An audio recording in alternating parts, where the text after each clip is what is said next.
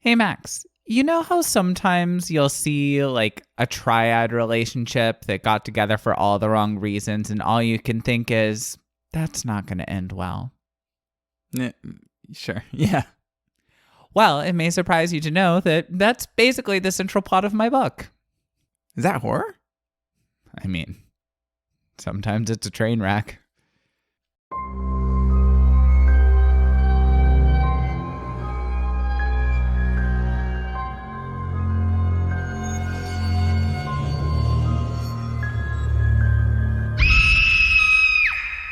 Welcome to Second to Die, a horror fiction podcast where we talk about lots of things. And sometimes horror. And sometimes horror. I'm Max. And I'm Cole. And just to be clear, that was a joke. We have nothing against triad relationships or poly relationships. Just like monogamous relationships, they can be unhealthy, but they can also be beautiful and wonderful at the same time. Mm-hmm. Well, not at the same time. You know what I mean. I'm not thinking clearly. I'm tired. Yeah.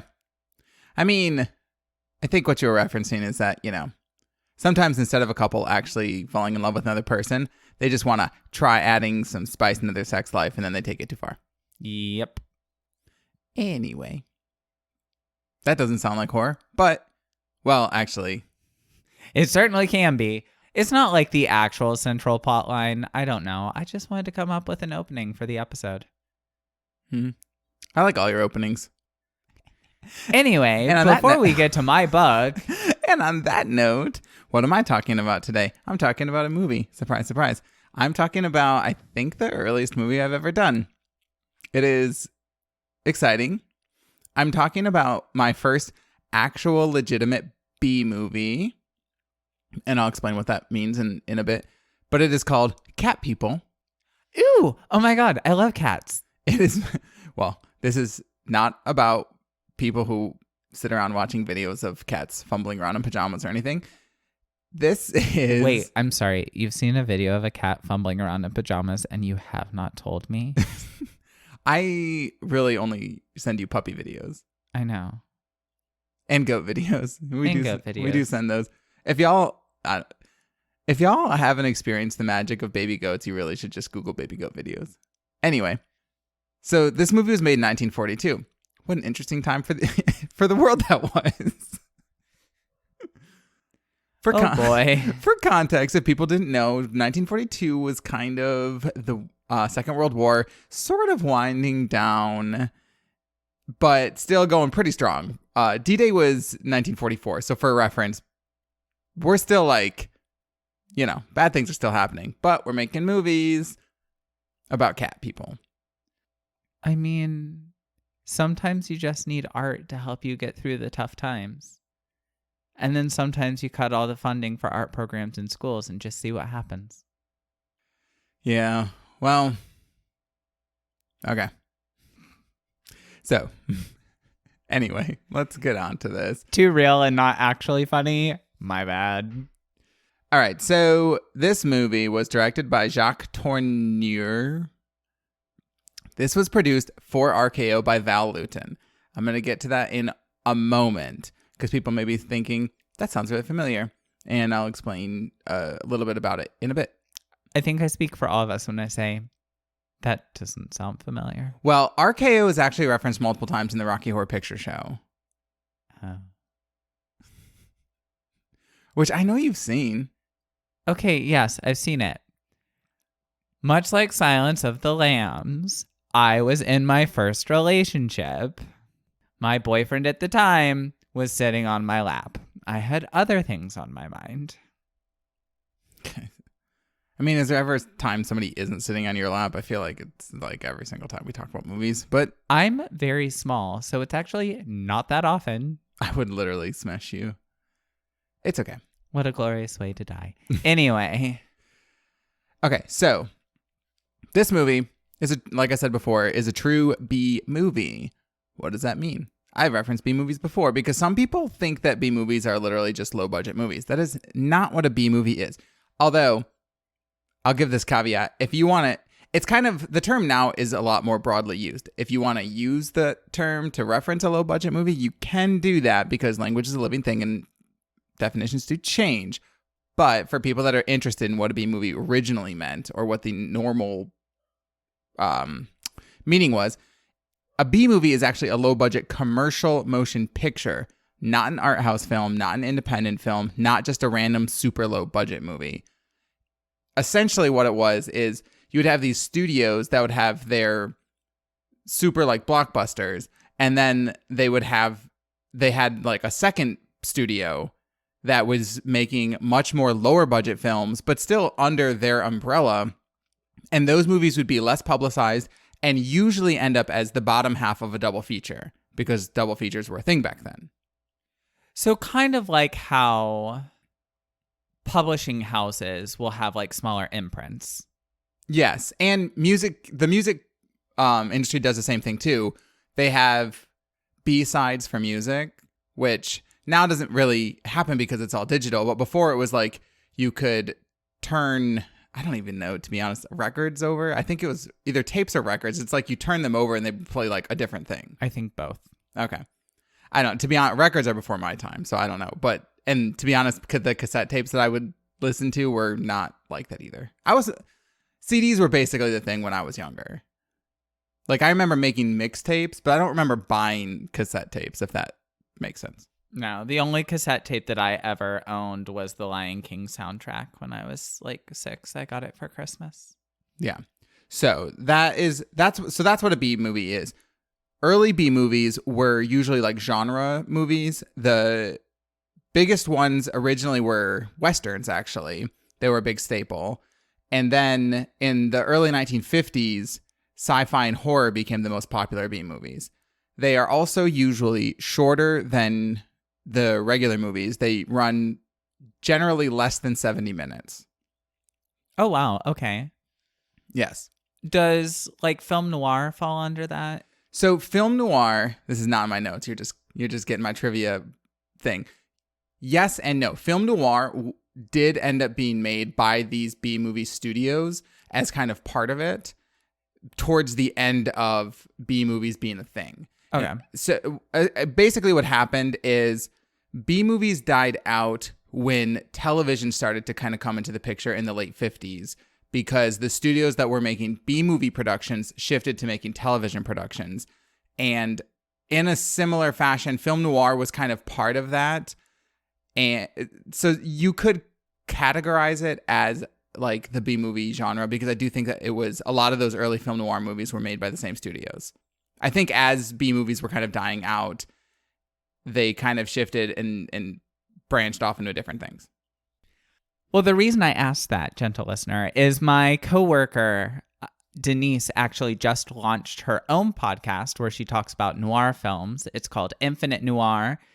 And I don't know that it's on all platforms yet. I haven't seen it yet on Apple Podcasts, but I know at the very least it's on Spotify. And if you enjoy me being sassy and mouthy, I am the guest speaker on the first episode. And as you all know, I don't like movies, so it gets interesting. Anyway, carry on. Yeah. I'm no film noir expert, but I do know that B movies and film noir were around at the same time and are very closely related like that. So yes. They were cousins, but not sisters. Sure. Anyways, that being said, RKO Pictures, which like I said is referenced in Rocky Horror, was one of the big 5 Hollywood studios at the time during what's usually referred to as Hollywood's golden age. That is the period of 1913 to 1969.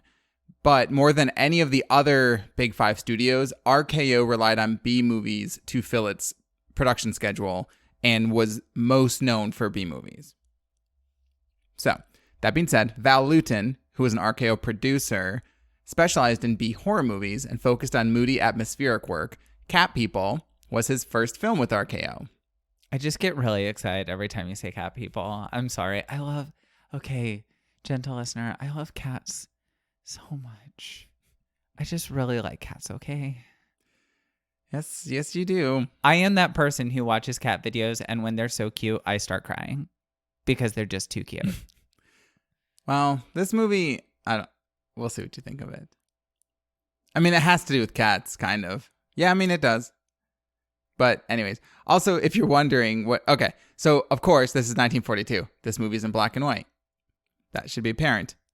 But if you do want to stream this, you can find it on Shudder. You can also find its sequel, Curse of the Cat People, on Shudder. Curse of the Cat People came out in 1944. But interestingly enough, if you like cat people, Curse of the Cat People is only actually tangentially related to the story of the first movie. So that's something. Tell me about the cat people. Okay, let's get into the movie. I want to know. All right.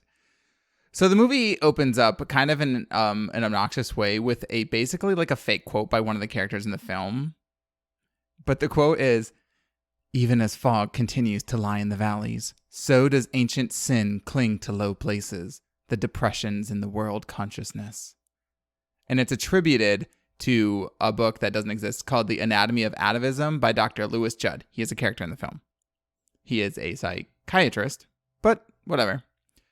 Atavism, for people who may be curious. So what atavism actually means is it's a tendency to revert to something ancient or ancestral. But in biology, atavism refers to a modification of a biological structure whereby ancestral genetic traits reappear after having been lost through evolutionary change in previous generations.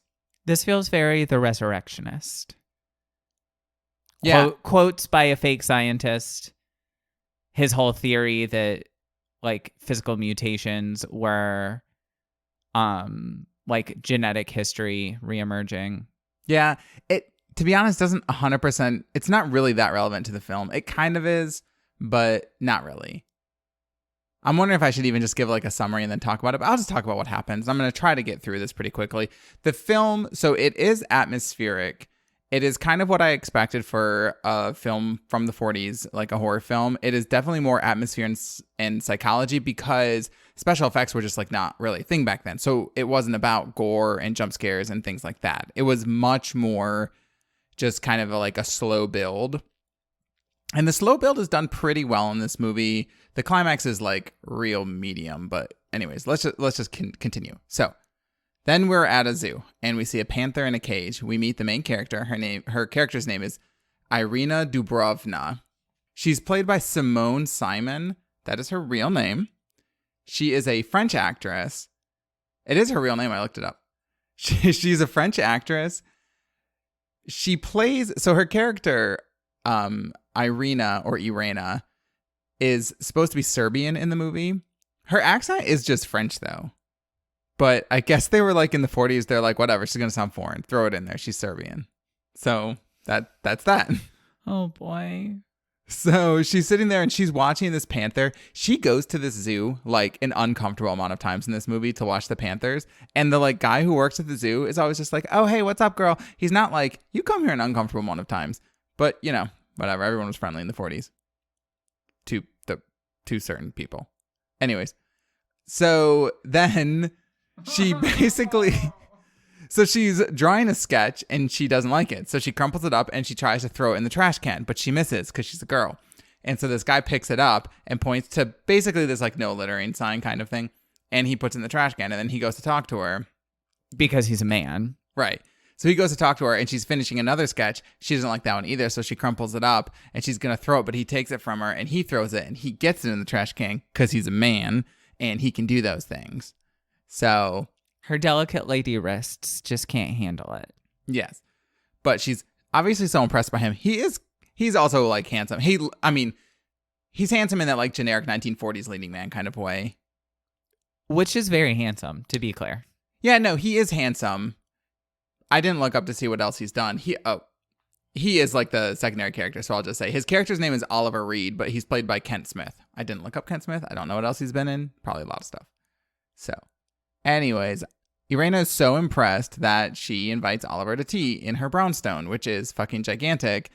She also tells him that she's like a fashion sketcher, which must pay really well because she owns this gigantic brownstone in New York, which seems insane, but you know, it's whatever. One thing that Oliver notices is she has a statue of King John of Serbia, and so this prompts her to tell the story about her village, which goes basically as follows. Back in the olden days, her village essentially turned away from Christianity and reverted back to being evil witches and bowing down to Satan, which doesn't make any sense because you can't revert to Satanism without Christianity being imposed on you, but whatever. This escalated so fast. Yeah, I mean, so this is like, she's telling a story of like, this is like her village in like the old timey days, not like before she came to America. Oh, this is like back in the Okie Smokies. Yeah, like way before that. Like King John is like sword, like knight sword guy. Okay. Because the statue is him with like on a horse with a sword that has like a big, like large cat impaled on it. And basically she says that the village became evil and bowed to Satan. So the people like were able to like become evil and like turn into like big cats. Doesn't really explain that. But anyways, she said that basically King John killed all the people in the village, but some people escaped, the wicked ones, and their legend haunts the village to this day. And that's where she's from. So that's some backstory. And heavy-handed foreshadowing. Yes. Yes, it is. So then after telling the story, it's kind of getting late. So Oliver says the quote, "Boys who come to tea can't expect to stay for dinner." And the only reason I mention that is because I really like old-timey talks. Like, things like that. It's just cute, you know? So he leaves, but they make plans to have dinner the next day. He shows up. I'm talking a lot about the first part of this movie. I'm going to skip a lot in the middle.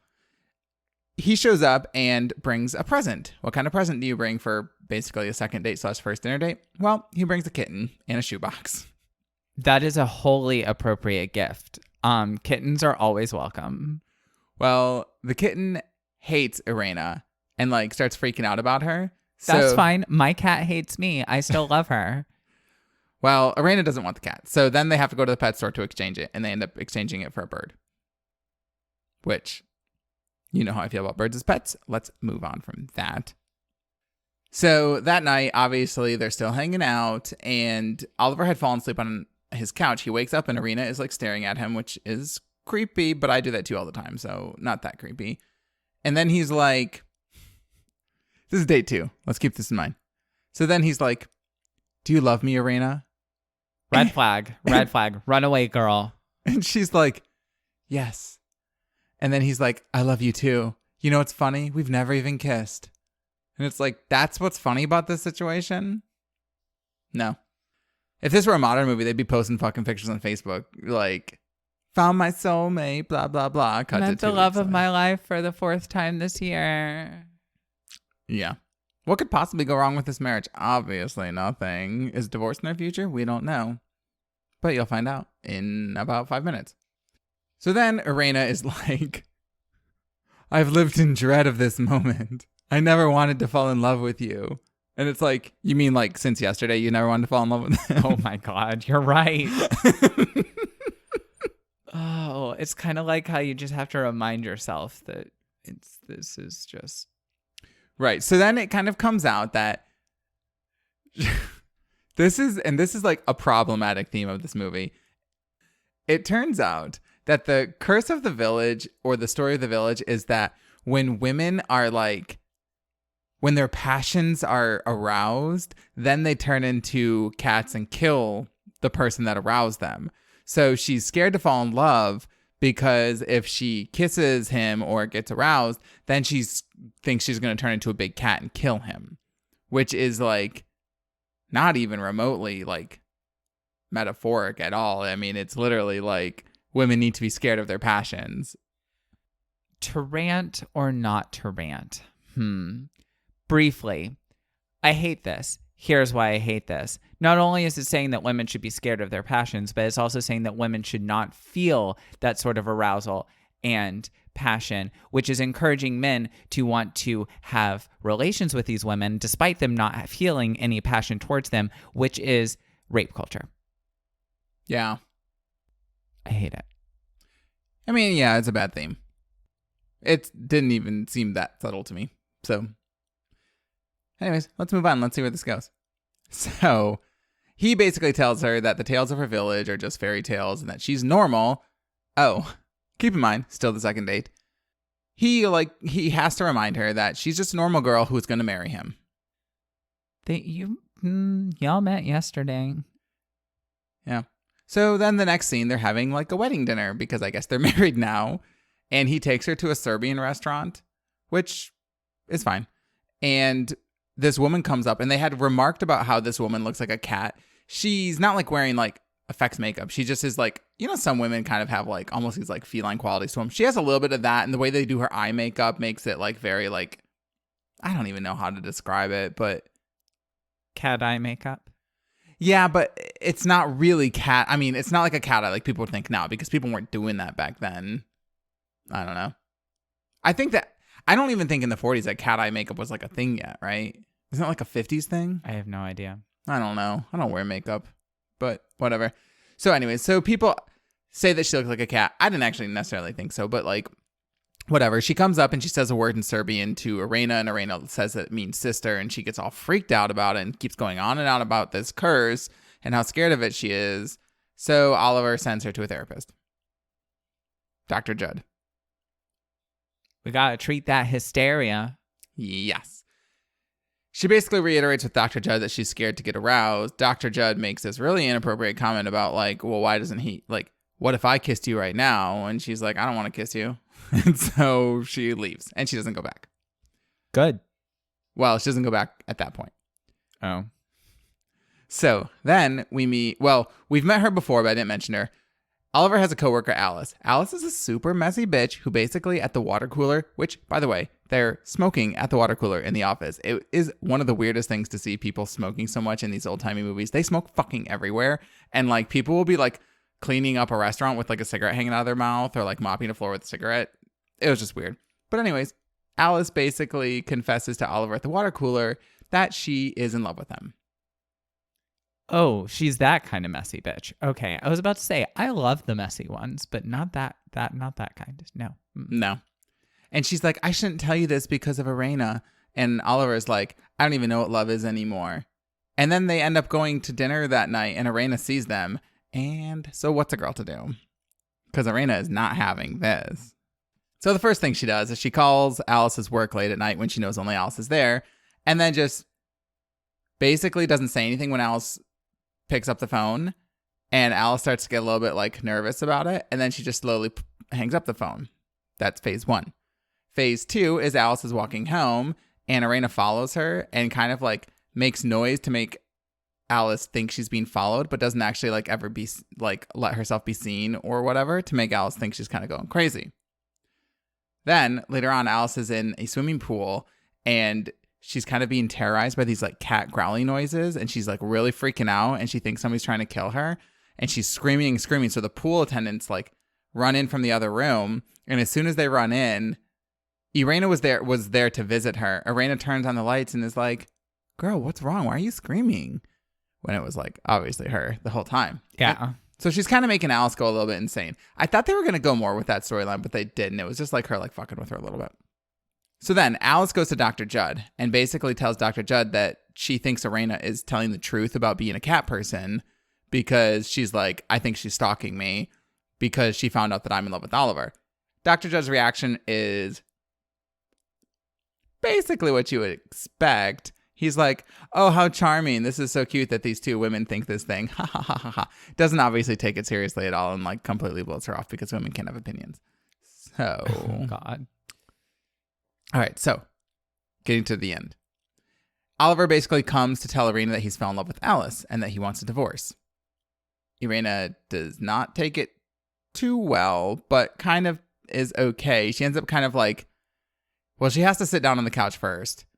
And then she talks about how it's okay, even though it's clearly not okay, because she is in love with loneliness. It gets real dark. They also talk about how they've been married and they still haven't even kissed. So I'm not sure that either of them should necessarily be shocked by this sentiment. But, so then, okay. Oliver and Alice are then having coffee with Dr. Judd. And Dr. Judd suggests having Irena committed because she can't get rid of this cat person theory. And basically, they're like, you got two choices. You either have to commit Irena or you're going to have to just have your marriage annulled. And Alice is like, we have to take care of her. She's not well. And so they're going to commit her. So they basically like invite Irena over to sign commitment papers to commit her to like an institution. And she doesn't show up because why would she? She's not crazy. So then Oliver and Alice go back to the office. But somebody locks the office. And then there's a giant panther in the office that's stalking them. Bum, bum, bum. And Oliver is like, leave us in peace, Irena. And then he's like, in the name of God, leave us in peace. And then things go quiet and the leopard disappears. And they get out of the office. They go to the front lobby and the revolving door is spinning. And they comment on how they can smell Elena's perfume. So then the sort of penultimate scene, Elena goes to see Dr. Judd, who basically like grabs her and holds her tight and talks about like how soft he is and gets like real ethically sketchy. Well, not even sketchy, just like bad. And kisses her. Oh boy. Which prompts Elena to turn into a panther and she kills him.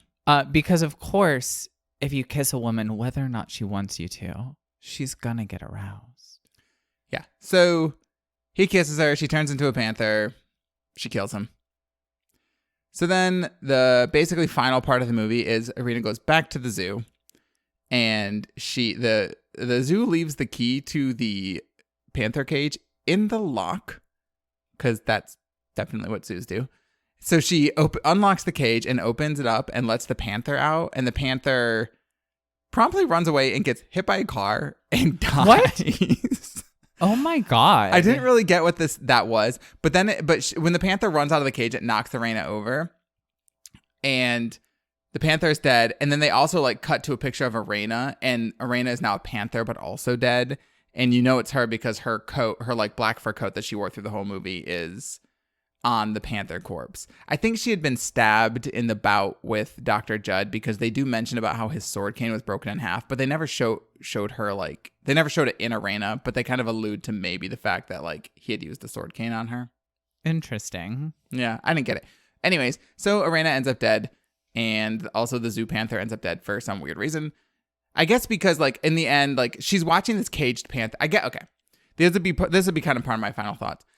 I guess the movie, she watches this panther go back and forth in his cage the whole time, and I think she feels that same restraint because she's not allowed to embrace her passions, or she's worried that she's going to become a panther. So I think the whole thing is she feels caged. Then after she is kissed by the doctor and kills him, and like I think it's more of like her accepting who she is and wanting to be, and like allowing herself to be free. So then she goes and frees the panther. But then the weird thing is that like immediately upon freeing the panther, it gets killed. It gets run over by a car, which is kind of like, you should be yourself, be free. And then immediately like you'll get smashed by life, which is kind of true. Also, if you're a lady and you let yourself feel your passions, you're going to die. Like, it's just another caveat against women embracing their sexuality. I'm sorry. Yeah. I hate it. I mean, I think that's kind of the general theme of this. All in all, the movie, it started off pretty good. I actually really liked the first half of the movie. I liked the dialogue style. It was very 1940s. I liked the acting. It's exactly what you would expect from a movie from that time period. Problem is, like, the general theme was kind of bad. It sort of tapered off. The ending of it was not great. So, I don't know. I think if you're, like, a really big fan of these, like, black and white 40s style B movies, it's probably decent to see. But I've definitely seen better. And I don't know. I would say, like, from a historical B movie perspective, it's probably like worth seeing, but I don't necessarily think I would classify it as like one of the more enjoyable experiences I've had. It's not the worst thing I've watched by a very long mile. I mean, I don't really give things ratings, but I would definitely put it solid in the middle of things that I've seen. And I didn't regret watching it, but it was only 70 minutes and the last 20 minutes were pretty draggy. I'll say that. Anyway, and not draggy like Boots the House Down draggy, like it dragged on. You just wanted to say Boots the House Down. No. Anyways, that's Cat People. Now tell me what you're going to talk about. All right, Peaches. Well, in case you didn't know, because I am always aware, the anniversary of the sinking of the Titanic is coming up. So in honor of that, this week I am going to be talking to you about the 2020 nautical gothic sensation, The Deep by Almakatsu. Yay, Titanic horror. Also, Almakatsu sounds like something you'd order at a Japanese restaurant. Like, I'll have the Almakatsu, please. Even though Alma is a very, very pretty Latin name, it means soul. Anyway, it was insanely popular when it came out with like tons of marketing. And so I'm actually really excited to talk about it. Quick rundown of the cover. It is simultaneously gorgeous and disappointing at the same time. and I will tell you why. It's really beautifully done. It's the bow of a ship. A ghostly figure is in the water below it. The full moon is shining in the sky. It's all done by someone named Tal Goretsky. I have a few issues with it. First of all, the book itself has this like slow creeping horror vibe, and I feel like this cover screams Peril at Sea. Also, although this book takes place on both the Titanic and her sister ship, the Britannic, we know that the cover of the book is the Titanic because it's painted black and the Britannic was painted white when she was being used as a hospital ship. Therefore, the cover is inaccurate because it features a full moon when the Titanic sank on the night of a new moon, which is considered one of the reasons why the iceberg was not seen until it was too late. Thank you for coming to my TED Talk. Nope, none of that matters. Rude. People don't know that. I know it. Also, what if this isn't the night that the Titanic sank? The Titanic sank on its maiden voyage, which was 5 nights long. There wouldn't have been a full moon. You think that maybe this was written for people that don't know that much about the Titanic? Probably. So before we dive in, just a note for gentle listeners and you as well, Peaches, in case you have forgotten, I am obsessed with the Titanic. Like, deeply obsessed. Like, between second and like the end of 4th grade, I refused to read anything that wasn't about the Titanic. So there is a chance that I might ramble some here and there, and you're just going to have to cut me off. So let's bring it back around to the blurb. It's a long blurb, so I have cut out some parts for what I'm reading because I really don't want people to have to listen to me read the blurb out loud for 2 full minutes. Someone or something must be haunting the ship. Between mysterious disappearances and sudden deaths, the guests of the Titanic have found themselves suspended in an eerie, unsettling twilight zone from the moment they set sail. Several of them are convinced that something sinister, almost otherworldly, is afoot. But before they can locate the source of the danger, as the world knows, disaster strikes. Years later, Annie, having survived that fateful night, has attempted to put her life back together. Working as a nurse on the 6th voyage of the Titanic's sister ship, the Britannic, newly refitted as a hospital ship, she happens upon an unconscious Mark, now a soldier fighting in World War I. At first, Annie is thrilled and relieved to learn that he too survived the sinking, but soon Mark's presence awakens deep-buried feelings and secrets, forcing her to reckon with the demons of her past, as they both discover that the terror may not yet be over. Okay. Bum, bum, bum. Ship terror. Which I kind of dig. It was fun. I liked this book a lot. Anyway, enough of that. Let's get to the plot. I'm not going to give away the ending because it is kind of like a twist ending. So it's like the whole point. Also, I don't really like giving away the endings of books that are so recent. And this literally came out a year ago. So, okay. That said, I am going to talk about plot points, so there are spoilers ahead. Spoilers, dead ahead. Like iceberg, dead ahead. Anyway, so our story centers around a woman named Annie. At the very opening of the story, she's residing in an asylum, but then she receives a letter from her friend, Violet Jessup, asking her to come and be a nurse on the Britannic. And so the doctor at the asylum signs off her release and sends her on her merry way. Wait, so she's in she's in an asylum like as a patient or as a nurse? As a patient, but it's kind of weirdly described. Like she basically she acknowledges that she doesn't need to be there. She's just kind of like staying there. Okay.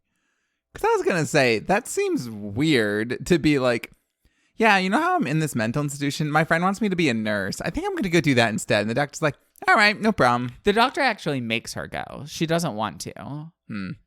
But she received the letter from Violet and they read the mail of the people staying there. And the doctor's like, you really don't need to be here. I'm signing off on this.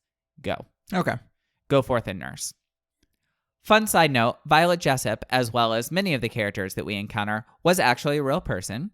Just like in the book, she was a stewardess on the Titanic and she was a nurse on the Britannic and she survived both sinkings. Oh, the Britannic sank too? Yes, it hit a mine. God, they could just not get it right, huh? Although mines are probably a little bit more difficult to avoid than giant glaciers, icebergs. Yeah. The Britannic is actually close enough to the surface that experienced divers can dive down. and see it. The Titanic, Oh, like it didn't sink in a huge, like the depth that it sunk in? No, well, the Britannic sank in some like channel near Greece. Oh, okay. So it's diveable. The Titanic is 2 miles under the ocean. So obviously that's not happening. Anyway, now I just wanted to give you some context for how the story opens. The book itself flips back and forth between Annie's time on the Titanic and her time on the Britannic. But I'm going to talk about just the Titanic part first and then the Britannic part second. Just because I feel like when you're listening to a podcast, flipping back and forth is not as easy to follow. So it's Annie's first day. She's on the Titanic. She's waiting for her passengers. She's a first-class stewardess, and she meets the Fletchers. We've got Mark, we've got Caroline, and we have their daughter, Ondine. Ondine. Yeah, I'm familiar with it, to be honest. I know she doesn't listen to this podcast, and and this isn't even a bad thing. My brother's boss's daughter is named Ondine. That's an interesting choice. See, my connection with this name, I used to have a friend, and she was like, as her side hustles, she did like mermaid gigs, like with the tail and everything. And her mermaid name was Ondine. But then she decided that making HIV and AIDS jokes were funny, and we're not friends anymore. God, that's so unmermaid-like. Because if you make HIV and AIDS jokes, you are trash. Full stop. Anyway, moving on. So, they are who the story primarily circles around. Technically, the Fletchers are not a part of the group of cabins that Annie is assigned to, but she connects so well with Ondine that Caroline is like, I need you to help me take care of this baby because I am a wealthy woman and shouldn't have to. We also meet W.T. Stead, who was a newspaper editor. He was a real person who died on the Titanic. Fun fact, he actually wrote 2 fictional pieces before sailing. One was about 2 steamers that collided in the Atlantic with a great loss of life due to a lack of lifeboats. And for anyone who's unaware, there was a severe lack of lifeboats on the Titanic. And another is about a ship that was crossing the Atlantic and picked up survivors from another ship that had sunk due to hitting an iceberg. Bum, bum, bum. It's just like Titanic conspiracy theories. Pretty much. Well, there actually is a book called The Wreck of the Titan that came out in the late 1800s that is literally like the biggest ship of its time. It was considered unsinkable. It hits an iceberg. There aren't enough lifeboats. A majority of the people die. But it was written like 20 years before. I actually have a copy. Anyway, moving on. All of this is happening in first class, but meanwhile, in third class, we have David and Leslie. They go by Di and Les. They are 2 boxers, 2 guys. I know Leslie is kind of a gender-neutral name. 2 guys. They're also very, very gay. Very gay. Like actually gay or like in your head gay? Oh, they bone. Oh, okay. They bone. And they actually get caught by a closeted lesbian, and she lets it slide because she's family. Actually, you could argue that Les is bi because Les is also kind of a ladies' man at the same time. But Di is like super into him, like super just gay. Gay for him. Nothing about their plot is actually scary at all, but I'm going to tell you basically the entirety of their plot because it's 2 gay guys, and I love it. Anyway, the gothic horror of this book starts with Teddy, a boy who works for the Astors. Real people. They were the wealthiest family in America at the time. Anyway, he is out on the first class promenade and he hears a voice singing. And so he like runs over to the railing and he's about to leap over into the ocean, and Di saves him. This, of course, coincides with the first class passengers discussing the paranormal. And W.T. Stead, who was known for being really into like spiritualism and occultism, is like, hey, we should have a seance in my rooms. And spiritualism and occultism were really big in like late Victorian, early Edwardian England and America. Mm-hmm. I'm aware of this because of you. You're welcome. I really love this time period. Anyway, Caroline is one of the passengers planning to gather because she had joined this conversation while she was strolling the promenade, contemplating her resentment towards her child, her resentment towards her husband's lingering feelings for a woman named Lillian, and her frustration that her doctor has switched her from a laudanum prescription to a cocaine prescription, and it just isn't the same. I mean, isn't laudanum a downer? Yes. So here we go. Here's my little thing.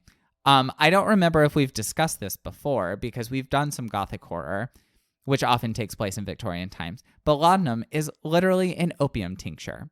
Opium is a downer. Cocaine is an upper. So Caroline, Sniffany, get a new doctor. He doesn't know what he's doing, boo-boo. Yeah, I mean, those drugs are going to have the complete opposite effects. Also, he switched her because he's like, laudanum is super addictive, but cocaine isn't. So I'm going to switch her to cocaine.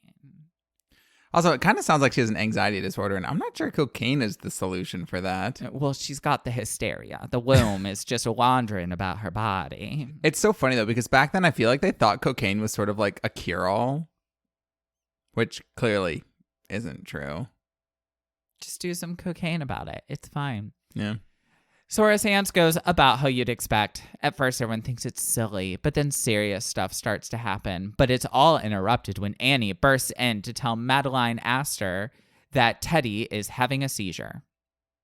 And she has to come quickly, and Teddy dies shortly thereafter. Poor Ted.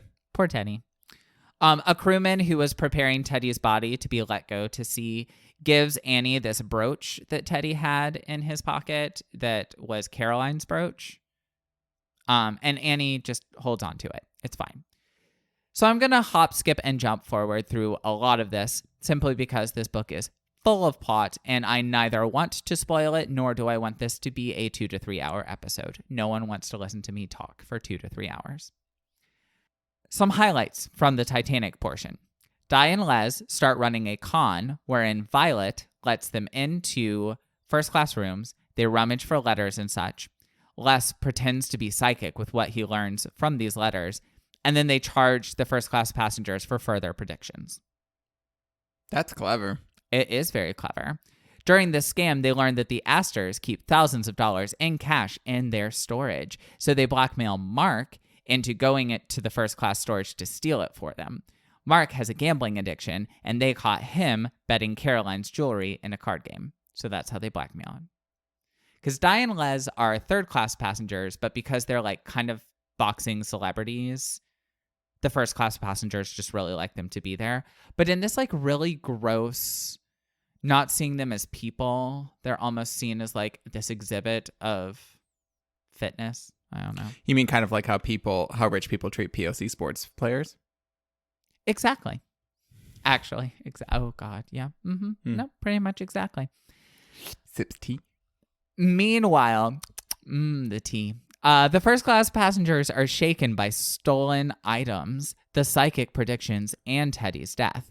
Madeline Astor decides that she is being chased by a spirit sent by a curse set upon her by her husband's first wife. She determines that Annie is that spirit. So she calls Annie to her cabin, her rooms, one night to escort her on a walk. They meander to the pool, and then Madeline tries to drown Annie. Because that's how you get the demons out. You drown them out. Well, I mean, they did do stuff like that. Yep. Annie, during all of this, hears a voice that says, "You're not done yet." This coincides relatively closely with Undine's health declining and Caroline seeing a growing attraction between Mark and Annie and thinking that Annie is slowly poisoning Undine to cause a strain between her and Mark. There's a lot going on in this book. This is all over the course of 300 pages. I know, there's a lot though. There is a lot. It's a very messy book, but it's all with kind of that gothic vibe to it. Di feels guilty about the stolen money from the Astors and tries to return it. He gets caught, but Les jumps in and takes the fall, and that sets us up for something that happens in a minute. So, Annie sneaks into the Fletcher's room, and while she's there, she finds a photo of Lillian breastfeeding Undine. And she believes that Caroline has stolen Undine and immediately goes to the telegraph operator's office to wire the London police. Like you do. Mm-hmm. So Jack Phillips, one of the telegraph operators, real person, says she'll have to wait because he's very behind sending passenger messages and he's been told to prioritize them. Also, real thing that happened. She sees messages warning of ice and she decides that she's going to run them over to the bridge despite the fact that she's not allowed there. She gets tackled and the messages flutter out of her hand, which I thought was interesting. The messages of warning were sent to the Titanic, but they never made it to the bridge, and it's one of the like big mysteries about the sinking of the Titanic. And I like that the author was like, I'm just going to work this into my story. Annie gets locked up, and while she's there, she's fiddling with the brooch, and it opens. It's like an arrow with a heart dangling from it. It opens, and there's traces of white powder on the inside. And she suspects that Caroline is poisoning Undine. Mm-hmm. And that's why Undine has been getting sick. And that the reason that Teddy died is because he was playing with the brooch. The poison came out, and he ate it. Okay. Then the Titanic hits the iceberg, and it all goes to shit.